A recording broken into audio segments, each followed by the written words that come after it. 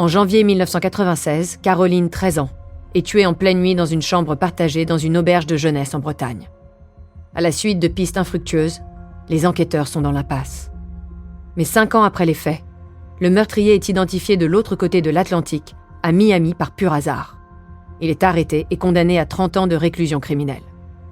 Pour amener de nouveaux éléments de compréhension, Marie Drucker a interrogé le professeur de criminologie, Alain Bauer. Bienvenue dans Au bout de l'enquête, l'affaire Caroline Dickinson, épisode bonus. Cher Alain, professeur de criminologie, j'avais besoin de vos lumières d'experts pour éclairer cet épisode bonus d'Au bout de l'enquête. Bonjour Marie, c'est toujours un plaisir de pouvoir expliciter, rendre clair, transparent ce que sont les outils de la criminologie et donc la manière dont les enquêtes sont menées. On le voit dans ce dossier, l'arrivée du juge Renaud Van Ruymbeck change la donne. Qui est-il exactement, Alain ? C'est un magistrat pragmatique, expérimenté, qui sait faire face à la pression, qui est connu des enquêteurs et des médias, et qui arrive dans cette affaire par un hasard extraordinaire, puisque magistrat de permanence, il préside la session de la chambre d'accusation de la Cour d'appel de Rennes, qui est saisie de la requête de la famille Dickinson, tendant à des expertises supplémentaires. Et il va y faire droit et aussi se désigner lui-même pour assumer le remplacement quasiment automatique du juge d'instruction alors chargé de l'affaire. En quoi sa façon d'enquêter est-elle particulière ? Alors, il est d'abord extrêmement indépendant, il est très méticuleux, il va reprendre l'affaire, en explorer toutes les options et surtout, dans ses très récentes mémoires, il va expliquer lui-même sa technique. Jusqu'au bout, je doute, y compris de ma technique.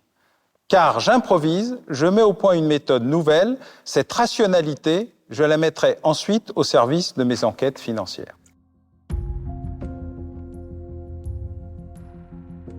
Le juge Van Ruymbeck décide de faire établir un profil psychologique du tueur. C'est une approche nouvelle à l'époque, Alain ? En France, oui. Car l'arrivée du profilage criminel est une méthode importée des États-Unis et qui a mis beaucoup de temps à trouver sa place dans les outils français. C'est une analyse psychologique qui permet à des enquêteurs et à des experts d'identifier le profil des auteurs après les faits. Mais ça permet aussi d'anticiper ou de relier un fait à une série complète, c'est ce qu'on appelle la sérialité, et c'est très important pour les serial killers notamment. Deuxièmement, en criminologie, ça permet d'analyser les indices de la scène de crime, de rajouter le mode opératoire, puis de projeter l'identité potentielle des gens qu'on cherche, qu'ils soient connus ou moins connus. Merci Alain de nous avoir aidé à mieux comprendre les dessous de cette affaire. Je vous donne rendez-vous bientôt pour un nouvel épisode bonus d'Au bout de l'enquête. Oui Marie, merci et à très bientôt. Vous venez d'écouter l'épisode bonus d'Au bout de l'enquête consacré à l'affaire Caroline Dickinson. Si vous avez aimé ce podcast, vous pouvez vous abonner sur votre plateforme de podcast préférée et suivre Initial Studio sur les réseaux sociaux. Au bout de l'enquête est un podcast coproduit par Initial Studio, Enibas Productions et France Télévisions, adapté de l'émission audiovisuelle éponyme produite par Enibas Productions et France Télévisions. Vous pouvez retrouver l'émission Au bout de l'enquête sur France 2 ou en replay sur France.tv. Production exécutive du podcast, Initial Studio. Production éditoriale, Sarah Koskiewicz, Astrid Verdun, assistée de Marie Agassan.